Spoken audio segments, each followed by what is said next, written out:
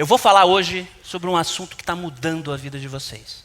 E nos próximos anos vai continuar a mudar de forma ainda mais dramática.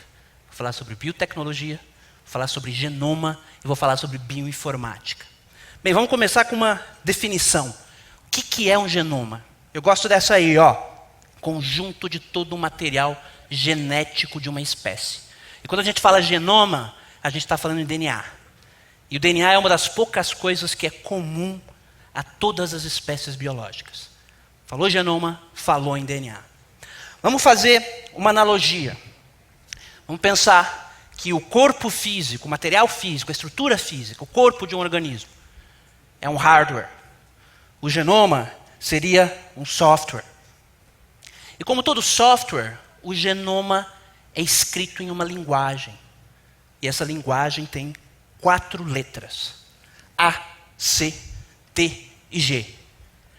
Está aqui um pedaço do genoma que acontece ser o meu genoma, mas é um pedacinho muito pequenininho do meu genoma.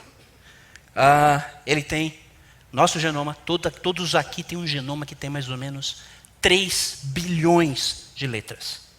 Graças a esses 3 indivíduos aqui, nós sabemos hoje como ler o DNA, ler o genoma. É um processo relativamente trivial. Uma data histórica nesse contexto é essa aí, 28 de julho de 1995. Quando, pela primeira vez, nós deciframos o genoma completo de uma espécie. Nesse caso, uma bactéria chamada Haemophilus influenza, causadora de um tipo de meningite. Hoje nós temos mais de 1000 genomas conhecidos, genoma de mais de 1000 espécies conhecidas. Mas óbvio que o clímax desse período, que se convencionou chamar de era genômica, foi o genoma humano, que nós deciframos em 2001, mais precisamente no dia 12 de fevereiro de 2001, dia do nascimento de Darwin. Uma consequência de tudo isso é que existe um acúmulo que é exponencial de informação biológica, de medicina, número de genomas, número de sequências de DNA, número de patentes, número de trabalhos científicos publicados. E nesse contexto surge a bioinformática. Com toda essa quantidade de informação, nós precisamos dos computadores para olhar para todos esses dados, para usar esses dados no dia a dia do médico, no dia a dia do biólogo. Bem, foi uma revolução isso, sem dúvida. Nos últimos 2 anos a coisa ficou ainda mais revolucionária. Por quê? Porque em 2001 a tecnologia vigente gerava 500 mil letras de DNA por dia. Hoje, a tecnologia vigente, um equipamento comercialmente disponível, gera 5 bilhões de letras por dia. Obviamente, se você gera mais dados, o custo tende a diminuir. E realmente, em 2001, aquele genoma humano que eu mencionei custou 3 bilhões de dólares. Hoje, em 2009, sequenciar um genoma custa 50 mil dólares. Isso faz com que algumas pessoas achem que, num futuro muito, muito próximo, a gente consiga sequenciar um genoma por algo em torno de $1.000. Imaginar isso, todos aqui poderemos ter o nosso genoma sequenciado.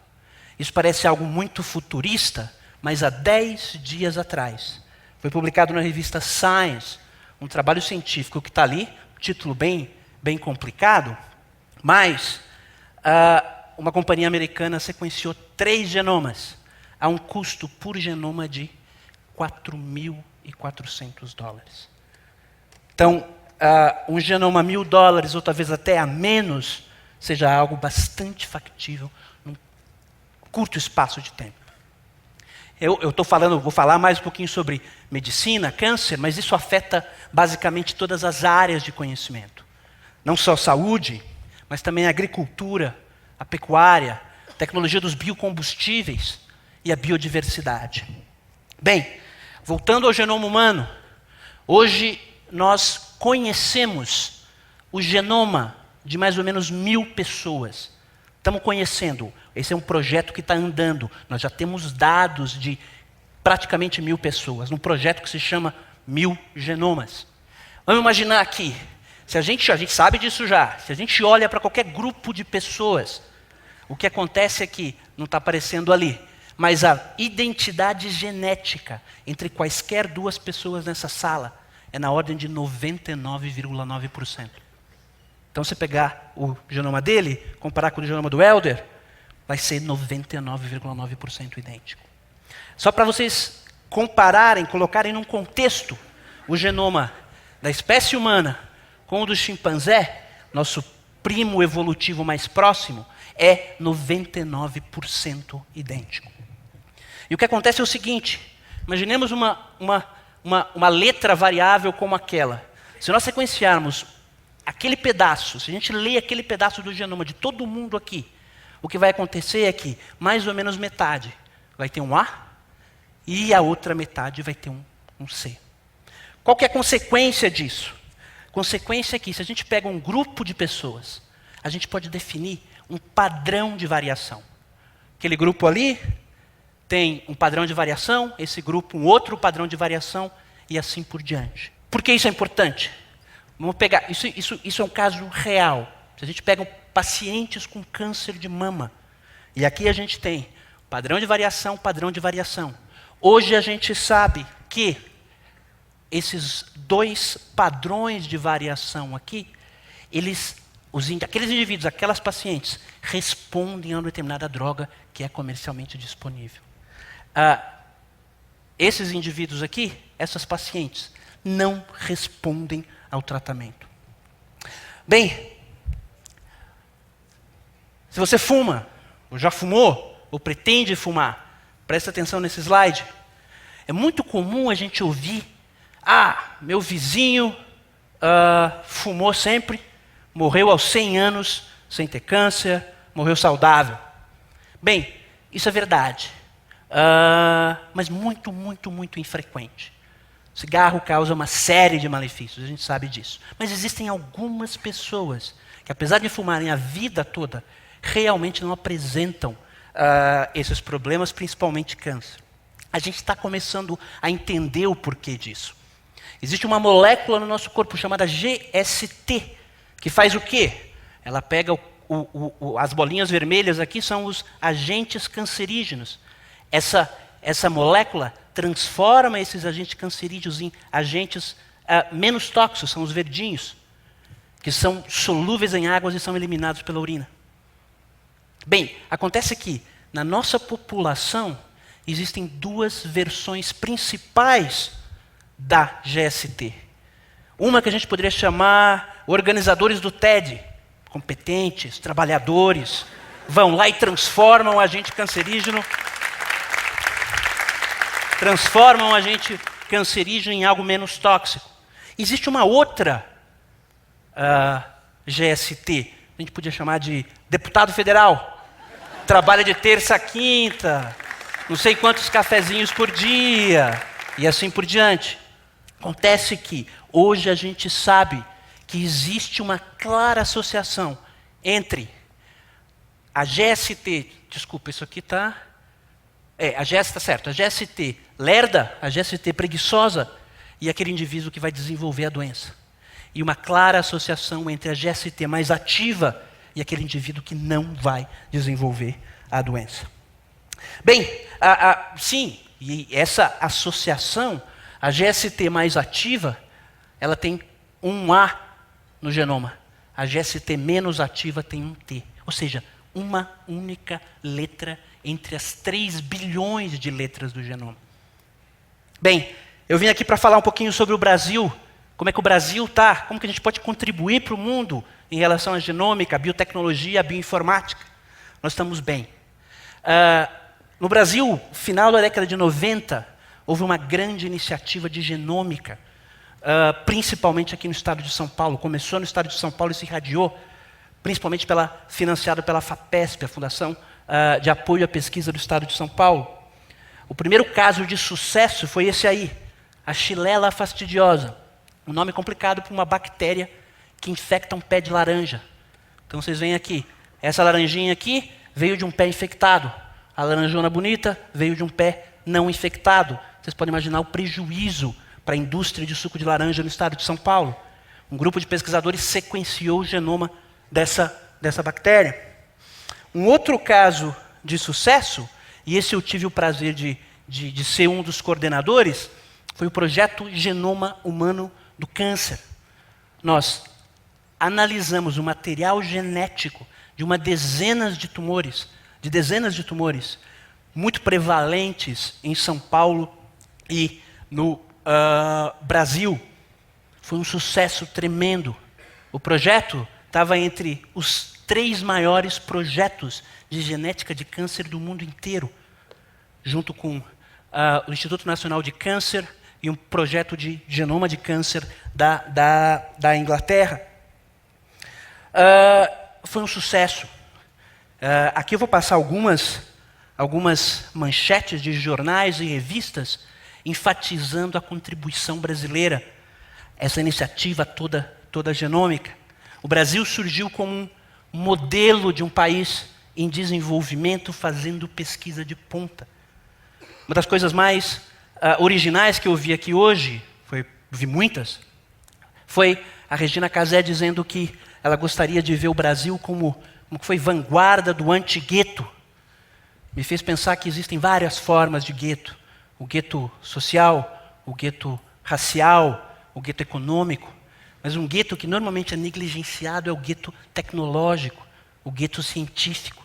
Acho que esse projeto, e muitos outros que ocorrem no Brasil, mostram que o país não precisa ser um gueto do ponto de vista tecnológico. 2 mensagens para vocês. A primeira mensagem, mais de cunho pessoal. Tudo isso que eu contei para vocês não tem mais volta. Isso vai acontecer, já está acontecendo. Vocês muito provavelmente logo vão chegar no médico com um pendrive como esse. E nesse pendrive vai estar o genoma de vocês. O médico vai botar isso no computador e baseado naquilo vai dizer para você, olha, toma 3 pílulas dessa droga, toma uma, você não pode tomar essa droga. Isso já está acontecendo e vai se tornar ainda mais dramático. Então, se informem, pressionem os nossos legisladores, porque no Brasil não existe nada em termos de legislação para proteger a informação genética do cidadão. A outra mensagem é essa: o Brasil tem tudo para se tornar uma grande potência em biotecnologia, principalmente em genômica e em bioinformática. Nós temos um histórico de sucesso, nós temos uma comunidade tecnicamente muito qualificada, nós temos uma biodiversidade a ser geneticamente explorada, um setor agropecuário desenvolvido. Nós somos um expoente em tecnologias de biocombustível. Um problema é que ainda existe uma distância entre a academia e o setor produtivo. Essa distância foi maior, ela está diminuindo, mas ainda é um impeditivo para a gente dar um salto nessa área. Eu acho que eu vou terminar antes do tempo. É que vocês não imaginam, mas está calor aqui, está muito quente aqui em cima. Mas antes de terminar, eu não quero que vocês saiam dessa sala. Vocês podem ter a impressão, depois da minha fala, de que o genoma define tudo que eu sou. As minhas características físicas, as minhas características comportamentais. Pelo amor de Deus, não é isso. Né? O que nós somos é definido pelo genoma e pelo ambiente. Eu costumo brincar que se o Einstein tivesse se apaixonado pela Marie Curie e os dois tivessem uma filha, os genes da genialidade estariam ali, convenhamos. Se aquela filha não fosse bem alimentada nos primeiros anos de vida, dane-se os genes, não ia fazer a menor diferença. Então é sempre genoma e ambiente. Um exemplo é isso aqui. Bonobo é um tipo de chimpanzé. Ele é tão parecido com o chimpanzé tradicional que até começo do século XX, os dois eram confundidos com a mesma espécie. Bem, o genoma dos dois é praticamente idêntico. 99,5% de identidade. A estrutura social é totalmente diferente. A estrutura social dos chimpanzés, ela é... os chimpanzés são mais agressivos, são mais violentos. Sexo, na sociedade dos chimpanzés tradicionais, só serve como para fins reprodutivos e para a hierarquia dos machos. Tem um macho lá, quer comer todas, quer bater no mais fraquinho, e só. Os bonobos, sexo é a base de toda a estrutura social. Um bonobo, em média... não se assustem agora, um bonobo, em média, tem dezenas de relações sexuais por dia. Quem me dera. Último detalhe. Eu vou acabar acabando, olha lá, 6, 5. Chimpanzé, sociedade patriarcal. Bonobo, sociedade matriarcal. É a prova final que as mulheres são mais inteligentes que os homens. Obrigado.